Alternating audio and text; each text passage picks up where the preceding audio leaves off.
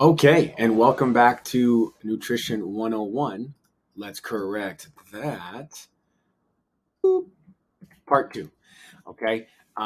Basically, what we want to do is take a closer look at the macros in which we talked about earlier, and just continue down this 101 path without really overwhelming you with too much information that might be unnecessary.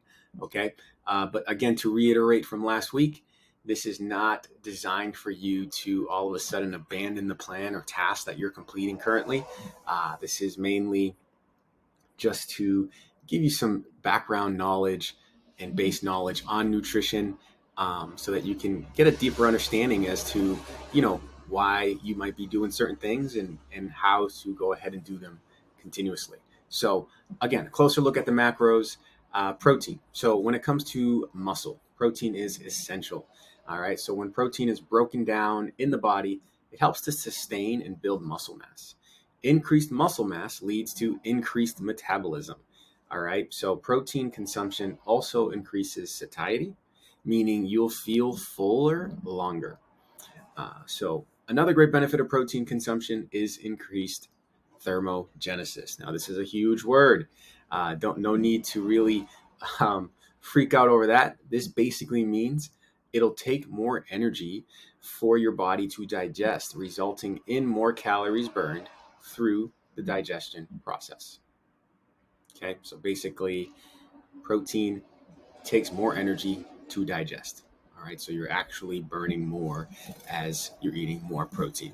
Okay, so carbohydrates, though often shunned as the bad guy in fad diets, carbs are important to a healthy nutrition plan. And now is when the neighbor wants to mow the lawn. All right, back to carbohydrates. Again, known as the bad guy in fad diets, carbs are important to healthy to a healthy nutrition plan. Okay, they are not the bad guy, believe it or not. So carbs are the body's main source of energy, which prevents protein from being used as energy.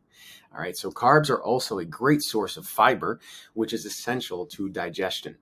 Okay, so when people think of carbs, they typically think of or imagine donuts, cookies, and pizza. While that is true, those are processed carbs, right? Meaning they're manufactured in a factory, um, and a lot of what goes into that is artificial. The good for you carbs are found in fruits, vegetables, and whole grains. All right, that leads us to fats.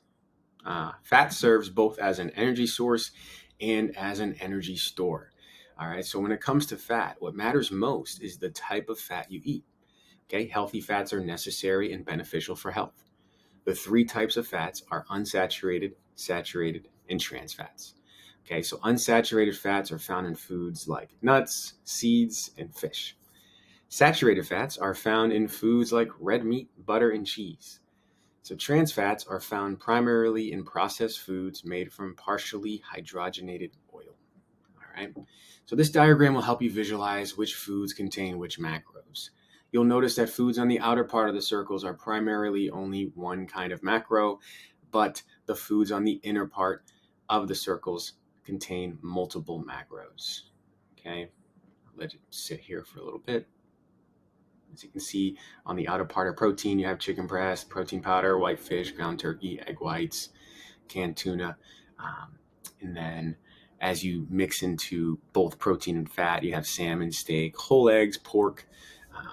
But this is just a little visual. Okay. And lastly, a closer look at energy balance. All right. So when you hear calorie deficit, the goal with a calorie deficit should be to lose fat while minimizing muscle loss. There are a number of factors that play a role into this. Some include macro ratios, rate of weight loss, food selection, and training styles. Okay.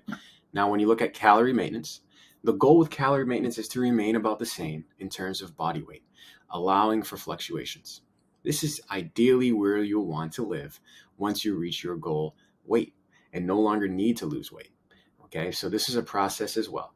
But once you get the hang of it, you'll graduate from lifetime dieter status, and it's a great feeling. But calorie surplus. The goal with a calorie surplus is to gain muscle while minimizing fat gain. All right, so there are a number of factors that play a role in this. Some include macro ratios, rate of weight gain, food selection, and training styles similar to calorie deficit. Okay, so energy balance is sometimes referred to as metabolism. All right, so metabolism, the chemical reactions in the body that change food into energy. Understanding how metabolisms work is crucial to understanding how to reach one's fitness goals.